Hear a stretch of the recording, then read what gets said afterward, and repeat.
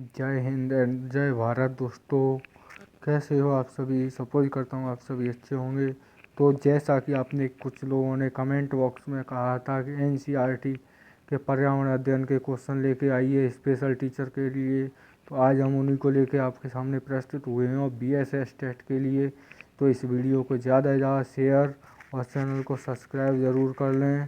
तो चलिएगा वीडियो को शुरू करते हैं। और इसमें आपके 30 क्वेश्चन है, mock test super fast video होगी। तो ज़्यादा से ज़्यादा अपने दोस्तों में पाँच के पास शेयर कर दीजिएगा वीडियो को, क्योंकि ये मुहिम हमने शुरू की है सब बस आपके लिए ही। क्योंकि स्पेशल टीचर के लिए ना कोई यूट्यूब चैनल, ना कोई पढ़ाने वाला था, ना कोई आपको पढ़ा रहा था, तो हमने सोचा हम ही आपके लिए कुछ स्टार्ट करें यूट्यूब पर। तो चलिएगा शुरू करते हैं। क्वेश्चन नंबर फर्स्ट, ये 30 क्वेश्चन हैं आपके जो कि इस खंड में दिए गए हैं, जो कि 61 से 90 तक हैं। और ये प्रीवियस ईयर क्वेश्चन पेपर है जो कि पहले आए हुए हैं प्रीवियस ईयर क्वेश्चन में बीएसएस टेस्ट में।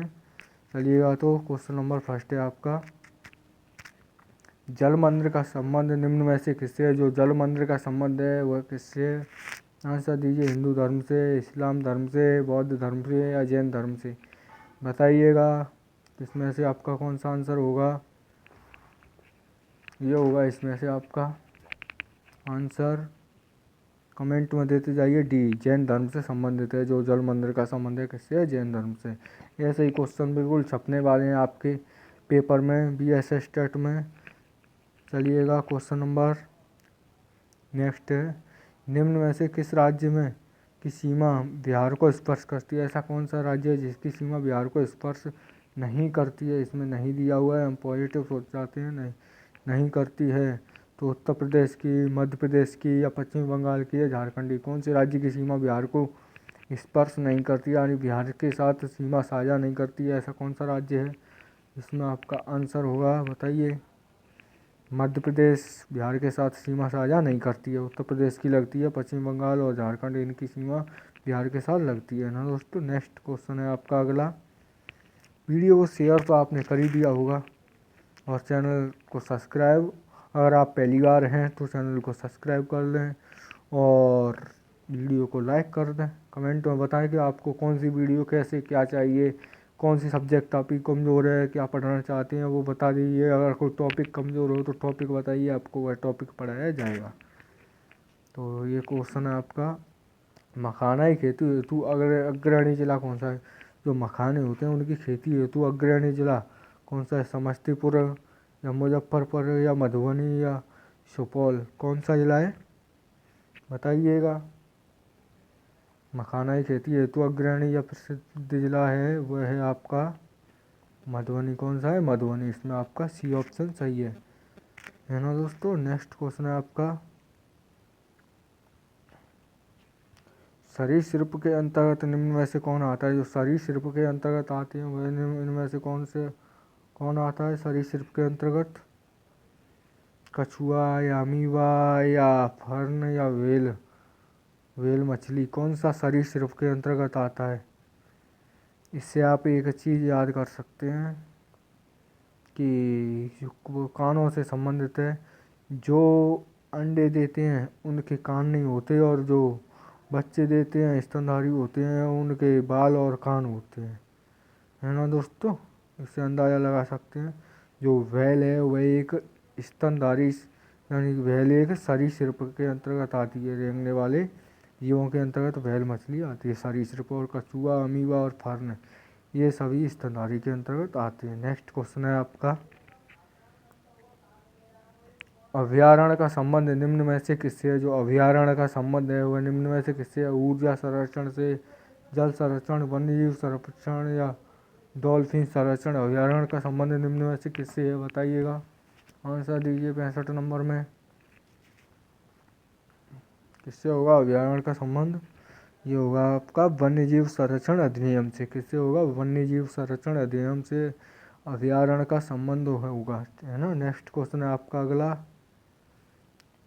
66 नंबर, विश्व विकलांग दिवस निम्न में से कब मनाया जाता है? जो विश्व विकलांग दिवस मनाया जाता है, जो स्पेशल वालों का के लिए जो विश्व विकलांग दिवस मनाया जाता है वह निम्न में से कब मनाया जाता है? 3 दिसंबर को, 3 अक्टूबर को, या 3 नवंबर, 3 अक्टूबर, या 3 दिसंबर, या 3 मार्च? कब मनाया जाता है?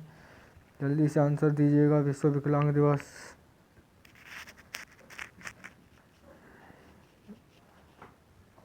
ये आपका होगा। इसमें आंसर कौन सा होगा बताइए?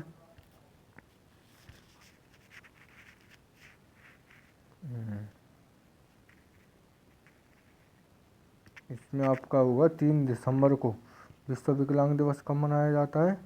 विश्व विकलांग दिवस मनाया जाता है आपका 3 दिसंबर को। इसमें आपका सी ऑप्शन सही होगा। नेक्स्ट क्वेश्चन है आपका अगला, और अपने दोस्तों के पास शेयर कीजिए। जो भी लोग स्पेशल टीचर की तैयारी कर रहे हैं, BSS टेट का फॉर्म भरा है, उन सभी के लिए इस वीडियो को शेयर कीजिए, जिससे वो भी इस फ्री वीडियो का लाभ उठा सकें और पढ़ सकें। रोनाल्ड रॉस का संबंध निम्न में से किससे है? जो रोनाल्ड रॉस है उसका संबंध हैजा से, चेचक से, या ट्यूबरक्लोसिस से, या मलेरिया से? जो रोनाल्ड रॉस थे उसका संबंध किससे था? बताइएगा आंसर। इसमें आपका आंसर होगा मलेरिया। जो रोनाल्ड रॉस थे वह मलेरिया से संबंधित थे। किससे? मलेरिया से संबंधित थे। जो 67 में डी ऑप्शन आपका सही है। नेक्स्ट क्वेश्चन है आपका,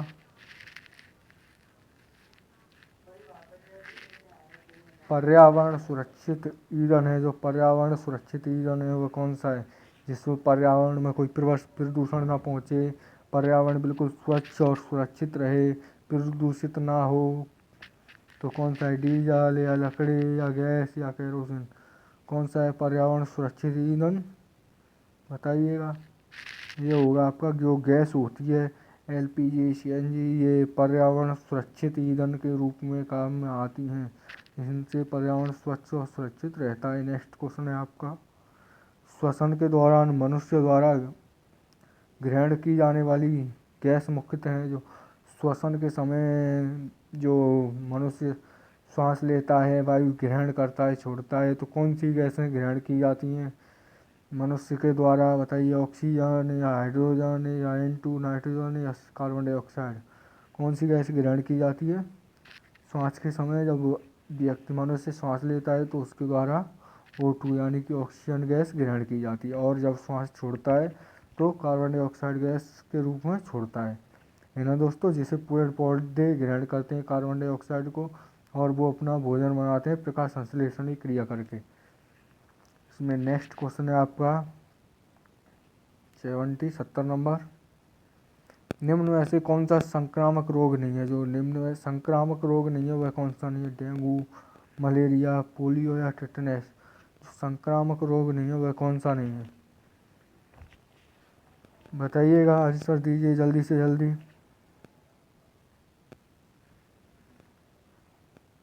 इसमें आपका आंसर होगा जो आपका टिटनेस।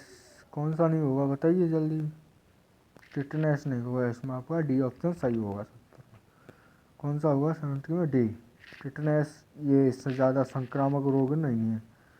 और जो मलेरिया, डेंगू, मादा एनाप्लीज, पोलियो, ये संक्रामक रोग है। इससे व्यक्ति की मृत्यु भी हो सकती है। ये बिल्कुल सेम टू सेम क्वेश्चन आपके पेपरों में छपने वाले हैं। आप एक पेन कॉपी लेके बैठिएगा और क्वेश्चनों को लिखते जाइए, तो ये और अच्छा रहेगा। आप याद कर लीजिएगा। फसल चक्र के द्वारा मिट्टी में किस तत्व की स्थिरता संभव हो पाती है? जो फसल चक्र होता है उसमें मिट्टी के किस तत्व की जो स्थिरता संभव होती है? बताइए। ऑक्सीजन, हाइड्रोजन, फास्फोरस, या नाइट्रोजन की? उत्तर दीजिएगा। कमेंट बॉक्स में साथ के साथ आंसर देते जाइएगा। इसमें आपका आंसर होगा कौन सा? डी, नाइट्रोजन की होती है। फसल चक्र के दौरान मिट्टी में स्थिरता किसकी होती है? नाइट्रोजन की, है ना। नेक्स्ट क्वेश्चन है आपका अगला 72 नंबर, पत्तियों का रंग निम्न में से किसके कारण हरा होता है? जो पत्तियां होती हैं पेड़ पौधों पे, उनका रंग किसके कारण हरा दिखाई देता है? जैसे पत्तियां क्लोरोक्विन के कारण, या क्लोरोफॉर्म के कारण, या क्लोरोफिल के कारण, या रॉक के कारण? किसके कारण होती है? पत्तियों का हरा रंग किसके कारण होता है? ये होता है हरितलवक यानी कि क्लोरोफिल के कारण, जिसे क्लोरोफिल भी कहते हैं या हरितलवक भी कहते हैं। किसी कारण? हरितलवक के कारण। नेक्स्ट क्वेश्चन है आपका अगला,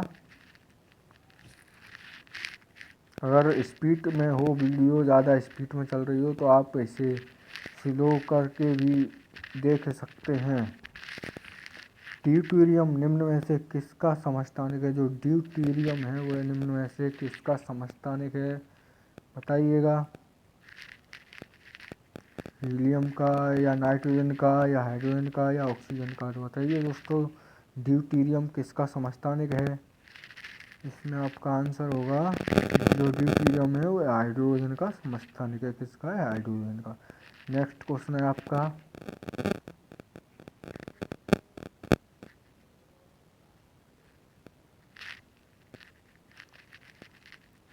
समस्याग्रस्त बालक का पता लगाने के लिए निम्न में से कौन है? जो समस्याग्रस्त बालक होते हैं उनका पता लगाने के लिए इनमें से किसका प्रयोग होता है? सेमिनार या क्रियात्मक शोध या केस स्टडी या इनमें से सभी? किसका प्रयोग किया जाता है? जैसे कोई बालक है आपका, कक्षा में आ गया आपने, तो उसका अगर आप पता लगाएंगे कि ये समस्याग्रस्त बालक है यानी विशेष बालक है, सामान्य बालक है, कैसा बालक है, या इसकी कोई मानसिक प्रॉब्लम है या बोलने में, या जैसे ऐसा ही बालक है, तो उसका पता आप कैसे लगाएंगे? तो इसका आंसर होगा आपका कौन सा? Case study. केस स्टडी के द्वारा हम किसी भी बालक का पता लगा सकते हैं कि ये बालक समस्याग्रस्त बालक है या सामान्य बालक है। इसका पता हम केस स्टडी, जो कि आपने अपने प्रैक्टिकल के टाइम जब आपने स्पेशल टीचर ट्रेनिंग ली होगी तो आपने ज़रूर बनाई होगी केस स्टडी सभी बच्चों की, है ना। चलिएगा, नेक्स्ट क्वेश्चन है आपका, द्रव्यमान संख्या निम्न में से कौन सी है? जो द्रव्यमान संख्या है वह निम्न में से कौन सी है? बताइएगा जल्दी से। इसमें आपका आंसर कौन सा होगा? प्रोटॉन एवं न्यूट्रॉनों की संख्या का योग, या इलेक्ट्रॉन एवं प्रोटॉन की संख्या, या इलेक्ट्रॉन एवं न्यूट्रॉन की संख्या, या इनमें से सभी? कौन सी होगी द्रव्यमान संख्या? बताइए। इसमें आपका आंसर होगा प्रोटॉन एवं न्यूट्रॉन की संख्या का योग द्रव्यमान संख्या होती है। क्या होती है? प्रोटॉन एवं न्यूट्रॉन की संख्या का योग द्रव्यमान संख्या कहलाती है। हाँ दोस्तों, नेक्स्ट क्वेश्चन आपका अगला, वीडियो को लाइक और चैनल को सब्सक्राइब ज़रूर कर लें। सब्सक्राइब कर लेंगे तो अगली वीडियो जो भी आएगी तो उसका नोटिफिकेशन आपको सबसे पहले मिल जाएगा, इसलिए नोटिफिकेशन को ऑन कर लीजिएगा। और जो भी लोग आपके साथी, भाई, बंधु जो भी इसी स्पेशल टीचर की तैयारी कर रहे हो, BSS टेट की फॉर्म भरा हो, तो उनसे बोलिएगा इस चैनल से जुड़ें, इस पर अच्छी तैयारी करवाई जा रही है, और इस वीडियो को उनके पास शेयर करें जिससे वो भी देख सकें। देखिएगा, जीवन की मूलभूत इकाई क्या है? जो जीवन की मूलभूत इकाई होती है वह क्या है? ऊतक या रक्त या कोशिका या प्रोटीन? क्या है जीवन की मूलभूत इकाई? बताइएगा, उत्तर दीजिए कमेंट बॉक्स में। ये होगी आपकी कोशिका, या पेन कॉपी लेके बैठे हुए हो अगर आप, तो उसमें लिखते आइए कि आपके कितने सही हुए। लास्ट में हमें ये ज़रूर बताइएगा कमेंट में कि आपके इस वीडियो में इतने क्वेश्चन सही हुए, इतने गलत हुए, है ना। नेक्स्ट क्वेश्चन है आपका, शून्य घर्षण बल वाले सतह पर चलना अपेक्षाकृत कैसा होता है? जो शून्य घर्षण वाला जो बल होता है, वाली सतह होती है, उस पर चलना कैसा होता है? आसान या मुश्किल या असंभव, या इनमें से कोई नहीं? शून्य घर्षण वाले पे चलना कैसा होता है? बताइएगा, इसका आंसर दीजिए। इसमें आपका आंसर होगा सी ऑप्शन, असंभव होता है ये शून्य घर्षण। बर्फ़ पे चलना असंभव होता है, क्योंकि बर्फ़ पे अगर कोई चलेगा फिसल सकता है या पड़ सकता है, क्योंकि उसमें शून्य घर्षण है। उस पर आपका पैर या कुछ रुकेगा नहीं, वो इधर उधर फिसलेगा, तो इसलिए शून्य घर्षण पर चलना अपेक्षाकृत असंभव होता है सामान्य सतह के। नेक्स्ट क्वेश्चन है, गुरुत्वाकर्षण बल की अनुपस्थिति में वस्तुओं का भार निम्न में से क्या होगा? गुरुत्वाकर्षण बल की अनुपस्थिति में वस्तुओं का भार कैसा होगा? भारहीन, अपेक्षाकृत या अपेक्षाकृत, इनमें से कोई नहीं? जब गुरुत्वाकर्षण बल की अनुपस्थिति होगी तो कोई वस्तु है उसका भार कैसा होगा, बताइएगा। ये होगा आपका भारहीन। कैसा होगा, भारहीन। ये ऑप्शन इसमें सही होगा। नेक्स्ट क्वेश्चन है आपका सुश्री मेघा पाटकर। सुश्री मेघा पाटकर का संबंध निम्न में से किससे है। जो मेघा पाटकर है उनका संबंध किससे है, बताइएगा। मेघा पाटकर का संबंध होगा आपका किससे, वैज्ञानिक अनुसंधान से, जल संरक्षण से, या पर्यावरण संरक्षण से, या भूमि संरक्षण से। जो मेघा पाटकर हैं सुश्री, इनका संबंध सुश्री किसका संबंध होगा, इनका संबंध होगा मेघा पाटकर का आपका पर्यावरण संरक्षण से। इनका संबंध किससे होगा, पर्यावरण संरक्षण से होगा। चलिएगा नेक्स्ट क्वेश्चन देखते हैं आपका अगला। एक क्वेश्चन आपको होमवर्क के रूप में दिया जाएगा जिसका आपको आंसर कमेंट बॉक्स में बताना है। पर्यावरणीय असंतुलन का कारण है, पर्यावरणीय असंतुलन का कारण क्या है। पर्यावरणीय चेतना का अभाव, भौतिकवादी सोच, भोगवादी प्रवृत्ति, या इनमें से सभी। पर्यावरणीय असंतुलन का कारण क्या होगा, बताइएगा। ये होगा आपका इनमें से सभी। जो पर्यावरणीय असंतुलन का कारण है यानी पर्यावरणीय चेतना का अभाव, अगर पर्यावरणीय चेतना का अभाव होगा पर्यावरण असंतुलित होगा। भौतिकवादी सोच यानी कि जो भौतिकवादी जैसे डिजिटल यानी आज की जो सोच है भौतिकवादी हो गई है, लोगों की अपने स्वार्थ के लिए पेड़ पौधों को उनको काट रहे हैं, तो भौतिकवादी सोच। और भोगवादी प्रवृत्ति, अगर भोग के लिए उन पेड़ों का काटा जाएगा, नष्ट किया जाएगा, ख़त्म किया जाएगा तो पर्यावरण नष्ट होगा। तो इनमें से ये सभी होंगे असंतुलन के कारण। नेक्स्ट क्वेश्चन है आपका अगला। ग्रीष्म ऋतु में सर्वोत्तम वस्त्र हैं, जो ग्रीष्म ऋतु के सर्वोत्तम वस्त्र हैं वो कौन से। सूती वस्त्र ग्रीष्म ऋतु में कौन से पहने जाते हैं, रेशमी, पॉलिएस्टर, या रेयॉन। कौन से वस्त्र ग्रीष्म ऋतु में सर्वाधिक पहने जाते हैं, आंसर दीजिएगा। इसमें आपका कौन सा सही होगा, इसमें पहने जाते हैं आपके सूती वस्त्र। कौन से पहने जाते हैं, सूती वस्त्र सर्वोत्तम उपयुक्त है। नेक्स्ट क्वेश्चन है आपका अगला। पर्यावरण एक स्रोत है, पर्यावरण का एक स्रोत क्या है, अधिगम, औषधि का, ऊर्जा का, या इनमें से सभी। पर्यावरण किसका स्रोत है, बताइएगा। ये होगा आपका इसमें इनमें से सभी। पर्यावरण सभी का स्रोत है, यानी कि अधिगम का यानी शिक्षा ग्रहण कर सकते हैं हम, पर्यावरण के बारे में जान सकते हैं, सोच सकते हैं, समझ सकते हैं। औषधि यानी कि औषधियों के रूप में पेड़ पौधों का उपयोग किया जाता है, कौन सी चीज़ कैसे उपयोग की जा रही है, क्या काम आ रही है, इसमें भी उसका उपयोग किया जाता है पर्यावरण का। और ऊर्जा यानी कि पौधे, पर्यावरण से हम भोजन ग्रहण करते हैं, खाना वगैरह, तो उनका भी ऊर्जा का भी स्रोत है पर्यावरण। इसलिए ये जो पर्यावरण एक किसका स्रोत है, तीनों का हो जाएगा इसमें आंसर, है ना। नेक्स्ट क्वेश्चन है आपका। रक्त का थक्का बनाने में सहायक है, जो रक्त का थक्का बनाने में कौन सी विटामिन सहायक होती है, बताइएगा। जैसे कि किसी जगह पे चोट लग जाती है तो तुरंत वहाँ पर जो प्लेटलेट्स का जो विटामिन या प्लेटलेट्स जाती हैं तो उस जगह पे सभी इकट्ठी होकर रक्त का थक्का बना लेती हैं। तो उनमें ऐसी कौन सी विटामिन है जो रक्त का थक्का बनाने के लिए सर्वाधिक उपयुक्त है, बताइए। विटामिन ए, या विटामिन बी, या विटामिन ई, या विटामिन के। कौन सी विटामिन का उपयोग किया जाता है रक्त का थक्का जमाने में, जिससे कि जो ब्लड है वह बहे नहीं ज़्यादा। अगर ब्लड बहता जाएगा तो कहीं चोट लगेगी और ब्लड यानी रक्त बहता जाएगा तो हमारे शरीर में ब्लड की कमी हो सकती है। कई बार कई लोगों के इस विटामिन की कमी हो जाती है तो रक्त ज़्यादा बह जाता है। वह विटामिन कौन सी है, वो है विटामिन के। रक्त का थक्का जमाने के लिए विटामिन के का उपयोग किया जाता है, किसका, विटामिन के। नेक्स्ट क्वेश्चन है आपका अगला।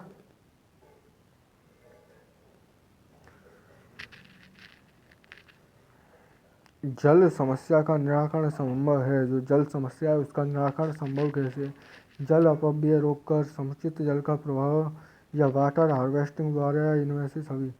कौन सा होगा, जल समस्या का निराकरण कैसे संभव किया जाए। जो जल की जो समस्या उत्पन्न हो रही है, जल की कमी आ रही है, जो पृथ्वी का जो जल स्तर है वह डाउन होता जा रहा है, गिरता जा रहा है, तो इससे हम दूर बच कैसे सकते हैं इस समस्या से, इससे निजात कैसे पा सकते हैं, यही इसमें पूछा गया है कि जल समस्या का कारण क्या है।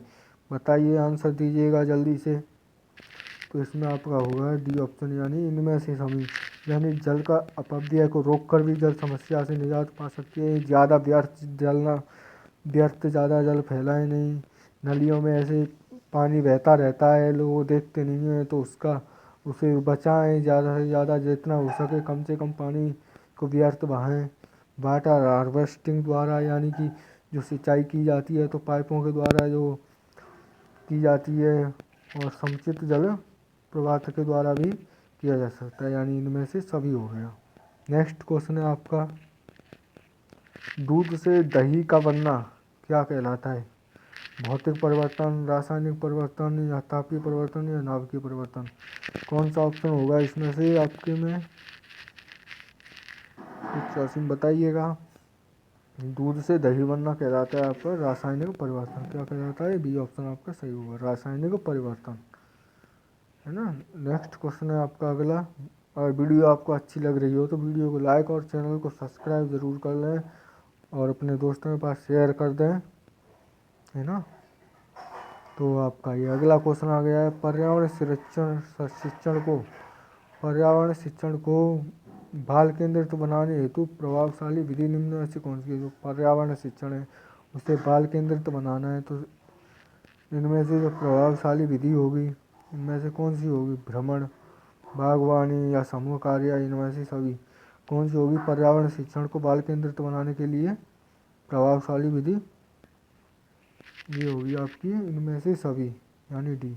भ्रमण के द्वारा बच्चों को हम सिखा सकते हैं, उन्हें ज्ञान करा सकते हैं कि ये क्या है, कैसे है। भ्रमण पर ले जाके समूह कार्य देकर भी सिखा सकते हैं। बागवानी के द्वारा बच्चों का बाल केंद्रित किया जा सकता है ना। नेक्स्ट क्वेश्चन है आपका अगला,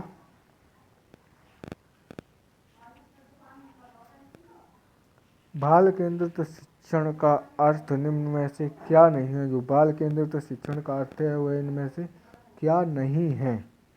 समुदाय केंद्रित, शिक्षार्थी केंद्रित, अध्येता केंद्रित, या छात्र केंद्रित।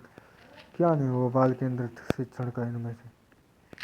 आंसर दीजिएगा। इन क्वेश्चनों को आप ऐसे भी निकाल सकते हैं कि बहुत सारे क्वेश्चन परीक्षा में आपकी में ऐसे आते हैं, जो क्वेश्चन होते हैं जिन्हें नेगेटिव क्वेश्चन है उनको हटा के भी निकाल सकते हैं। नहीं है पूछ रहा है तो पॉजिटिव होगा इसमें, नेगेटिव वाला हमें देखना है।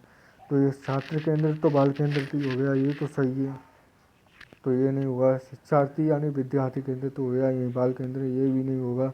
अध्येता मतलब शिक्षार्थी या बालक ही हो गया, तो ये भी नहीं हो सकता। इसमें समुदाय केंद्रित यानी पूरे समुदाय की बात की जा रही है, तो इसमें यही आपका आंसर होगा, ये ऑप्शन है ना। समुदाय केंद्रित नहीं होगा, ये यही आपका सही उत्तर होगा। नेक्स्ट क्वेश्चन है आपका अगला, पर्यावरण शिक्षण की प्रभावशाली विधि कौन सी है। जो पर्यावरण शिक्षण है उसकी प्रभावशाली विधि कौन सी है, बताइए।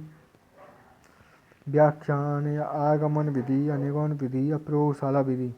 पर्यावरण शिक्षण की प्रभावशाली विधि कौन सी है। जो सबसे ज़्यादा प्रभावशाली है वह कौन सी होगी, बताइएगा। ये होगी आपकी प्रयोगशाला विधि। पर्यावरण शिक्षण हम प्रयोगशाला यानी कि प्रयोगों के माध्यम से, यानी प्रत्यक्ष ज्ञान के माध्यम से बच्चों को सिखा सकते हैं। उसे अपने परिवेश, अपने बाहरी जीवन से जोड़ करके बच्चों को ज़्यादा से ज़्यादा सिखाया और समझाया जा सकता है बालक को। तो यह प्रयोगशाला शिक्षण के माध्यम से पर्यावरण शिक्षण की प्रभावशाली विधि मानी जाएगी, है ना। और व्याख्यान विधि इसमें होगी नहीं। आगमन विधि है उदाहरण से, आगमन विधि का मतलब जो उदाहरण से नियम की ओर चलती है आगमन विधि, और जो नियम से उदाहरण की ओर ये आगमन की प्रत्यक्ष विपरीत होती है। ये नियम से उदाहरण की ओर चलती है, निगमन हो जाएगी, है ना। नेक्स्ट क्वेश्चन है आपका 89,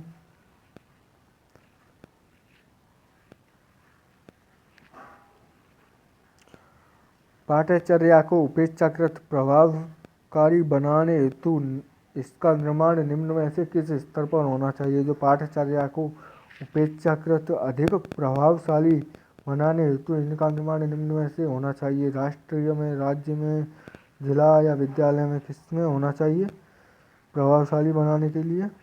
पाठ्यचर्या को अधिक प्रभावशाली इनमें से होना चाहिए, जिसका निर्माण होना चाहिए।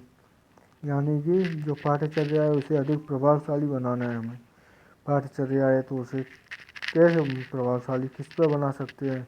राष्ट्रीय स्तर पर नहीं होगा, राज्य स्तर भी नहीं होगा, इसमें हो सकता है आपका बताइए कौन सा होगा? इसमें आपका होगा सी, जिला स्तर पर हम पाठ्यचर्या को प्रभावशाली बनाने हेतु इसका निर्माण किया जा सकता है ना, जिला स्तर पर। आपका लास्ट एंड फाइनल क्वेश्चन, इसका आंसर आपको खुद देना है, आपको कमेंट बॉक्स में बताइएगा इसका आंसर। ये TLM का अर्थ निम्न में से है, तो TLM है इसका अर्थ क्या होगा, इसका आंसर देना है आपको। 90 नंबर क्वेश्चन है, इसका answer 90 number. Teaching line material होगा या टीचिंग लर्निंग मटेरियल होगा या टीचिंग लर्निंग मटेरियल होगा, या मेथड होगा या टीचिंग लर्निंग मूवमेंट होगा, क्या होगा? इसका आंसर कमेंट बॉक्स में ज़रूर बताइएगा। मिलते हैं अगली वीडियो में। अगर वीडियो अच्छी लग रही हो तो वीडियो को लाइक और चैनल को सब्सक्राइब ज़रूर कर लें। धन्यवाद दोस्तों।